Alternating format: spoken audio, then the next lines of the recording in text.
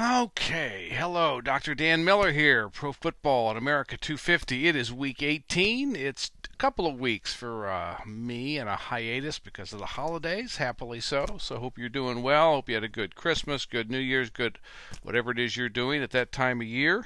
Certainly did on our end, as reflected in the 2 week the 2 week absence. But it's great to be back here for Week 18, the closure of the regular season of the NFL this year, this calendar year, or that calendar year. Um, the week ended, or the season ended, with the Sunday night game. I believe it was with Pittsburgh and Baltimore. By far the best game of a lackluster final season. So, boy, I hope you like what we're going to do here today, because I've sure been interested in what I've put together, and I've been especially intrigued by yet again this convergence of the NFL now and George Washington then 250 years ago. It's almost like the years, the centuries have vanished, and here we are, one next to another, yet again. And let's go into that a little bit. So, the fact is that we've come to some kind of new. NEW. There's a new, and that's going to be our theme today. The new. From an NFL perspective, the new has three different looks to it. You have the teams, I don't know, 6, 7 teams that are in the process of either firing or about to fire their head coach because of a disappointing season that just wrapped up. So they're looking backward at the old, and they're saying we can't continue that. The backward is the backward. We've got to go forward with someone and something new. As a head coach, general manager, both, and all the other things. So there's a third. There's a group in the league in that situation. We just heard about the Cleveland Browns firing their head coach. Pete Carroll's been fired from Las Vegas. A couple other firings that occurred mid-season. There's probably more to come. We'll have to wait and see. That's one group. Second group is new, but for them, it's nothing about so much backward as opposed to all forward, and that's the group of playoff teams. The playoffs start this coming weekend with the wild card weekend, and so everybody everybody that's in the playoffs are thinking of it's new. It's a new season.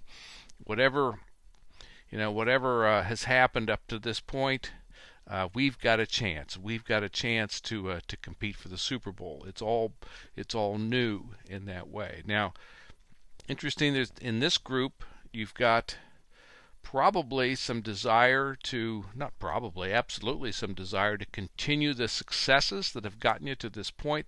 There's another subset of this group that probably wants to leave behind some things that maybe prevented them from winning their division and so on, made them a wild card. So they want to keep doing the good things, but remove the negative things, the bad things that have probably cost them 2 or 3 wins that they feel like they should have had. But nonetheless, this group in the playoffs, it's new. It's the new year as far as that's concerned. So there's that group. And then there's the group that's in between. And of course, the Indianapolis Colts are front and center in the dead air of in between, which is they're not bad enough they're not so disastrous as to fire their coach and general manager, and yet they failed to make the playoffs. These teams tend to be 8-9, 9-8, somewhere in that kind of slot. Indianapolis, again, perennially hanging out there in that ridiculous netherworld. So now the fascinating thing about this group is that there's one person in particular who has I don't know what they ended up, 8-9 or something like that. But I'm talking about the Baltimore Ravens with John Harbaugh, successful team, an organization used to success, and it was a disappointing year for them especially. And so it's possible they may decide they're going to fire their head coach and or their general manager. We'll just have to see about that. I was hoping the Colts would do that. They didn't. Pretty typical again, but the Ravens may yet do that. But you have this three-way split, okay? Don't want to beat this to death, but I think these are three different news here. And again, we're done with the backward. That's the teams that are horrible. We're going to get a new coach, a new GM. The other end of the spectrum, we're successful. We're in the playoffs. Our new is looking ahead at what we can accomplish there. And then you've got this group that doesn't quite know what to say is old and what is new and how to act on it. So there's kind of three different camps that exist right now as we close out the regular season in Week 18. Fascinatingly, General Head Coach George Washington is in exactly the same position, but in a slightly different way. And I want to talk a little bit about him, and I'll get out of your way because I think it's going to shed some light for all you owners, coaches, players, and fans. Washington, as of January 1st, 1776, 250 years ago, right now, the first week of January, he has his new army, and he has a capital N, capital A, the new army. He's officially declared it the new army. New recruitment, new rules, new style, new personnel in some cases, new leadership in some cases. Everybody's been re-enlisted or re-signed up or recruited for the first time to join in this new army.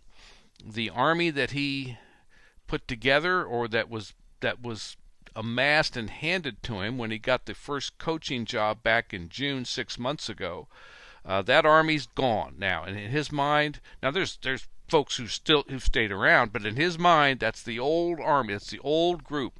This is a new army. And he puts out some documents, he puts out some general orders, some written statements to the soldiery at large to emphasize the capital N and the capital A. This is the new army starting right now. He's got some things to further that image. We have a new flag, the Grand Union flag, and from the standpoint of the entire army that's surrounding Boston, it's much more prominently displayed beginning right now. And in those general orders, a couple of things. One of which, well, let's go into it. Number one, a lot of emphasis, a lot of open emphasis, again, on new character. New behavior, the new way that we want to interact with one another and that we want to interact with the civilian population all around us. So it's all new that we're emphasizing here, a new way of being. So that's number one. And number two, this is just, you're not going to hear this probably unless you hear it from me. Number two, there's been a reversal, a quiet reversal in the last 4 to 5 weeks. There had been a decision made by a group of Continental Congress delegates who'd come to the Cambridge, Massachusetts area, met with Washington and his core team, and a decision had been made. We no longer want to recruit black men and black boys into the Army. We no longer want to do that. That was a decision made about 4 weeks ago. Hard to hear that now, right? Geez, on our ears. But now listen to this. In the new army that's now being publicized, Washington, there's been a reversal. And yes, we want free black men and free black boys. Yes, we do. I think that the reason for the reversal is a couple of things. There's been more emphasis from the northern region, the New England region, about we do want this. And I think there's been a nod to that from Washington, the Virginian, to say, okay, let's do that then. We're going to do that because after all, we have to have people, right? We have to have people in the army, wearing the uniform and saluting that new flag that we called the Grand Union flag that we've got flying around now. So that's really interesting. That's part of the new. I don't know that that's very well known, but it's a critically important point, and I think a very symbolic decision. Now, not symbolic, I mean substantive decision. One thing you need to understand is that Washington knows a couple of things as the head coach. Number one, the war will widen. It will worsen, it will grow, deepen, whatever words of expansion you want to use, it's coming. It's gotten bad, and it's going to get worse. Part of the worse has been the destruction of a handful of communities, mostly port communities, at the hands of the British Navy primarily. Wholesale destruction of these places. Second thing that's happened is that British Imperial Governor in Virginia, Lord Dunmore, Robert Murray is his name, but Lord Dunmore is the title. He's the one who had unleashed a kind of a call that went out to anybody who had lost their freedom in their labor. Apprentices, indentured servants, hired out people, rented out people, and enslaved people. Anybody who's lost their labor in some form or fashion, you join us, fight the rebels, and we'll give you your lost labor back to you. And of course, at the center of this is the bullseye target is the enslaved population of Virginia. Dunmore was looking to completely blast up, blow up, bang up the social structure in his desperate attempt to reverse the tide and regain control of Virginia from the rebels, Patrick Henry and other kinds of people. Washington's been hearing about this. They've all been hearing about this, and so this decision to reverse course about free black men and free black boys in the new army, I think, reflects a new reality from their standpoint. So the point is it's new, and the point here is that Washington consciously and energetically wants to sever whatever mental ties people have to that old collection of soldiers that had gathered together back in the spring about 8 or 10 months ago, and that he was kind of handed over to in his new franchise 7 or 8 months ago, and now it's the new army. Now, one other thing here, there's another risk to this. In saying new, capital N, Army, capital A, Washington is treading on very thin ice, because in the New England area especially, and it's particularly among devout Protestant Christians, there is a deep awareness of what had happened about 100 years, or give or take, before, 120 years before in England, when a Puritan uprising had attempted a revolutionary overthrow of the monarchy and the king and queen and the whole system of monarchical government in England. Oliver Cromwell was the Puritan who led that attempt that lasted about a decade or so.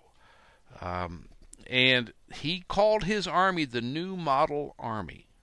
Now, things got out of hand in that English Civil War, and it was a brutal experience for the English people over the course of about 20 years. Really tore the guts and the roots out of that society for a couple of decades. And so for Washington to use that new army, he's just a half a step away from the New Model Army of Oliver Cromwell, and the kind of military strongman, even though he had very zealot-like Christian religious principles, but it's invoking those words that talk about military despotism and military control and military almost dictatorship that ended up being the ruin of Cromwell and of the Puritan movement in that time period in the mid-17th century in England. Washington's treading on thin ice and using new army. And there's a lot of ghosts and a lot of heads in New England about what happened back in the old country a century prior.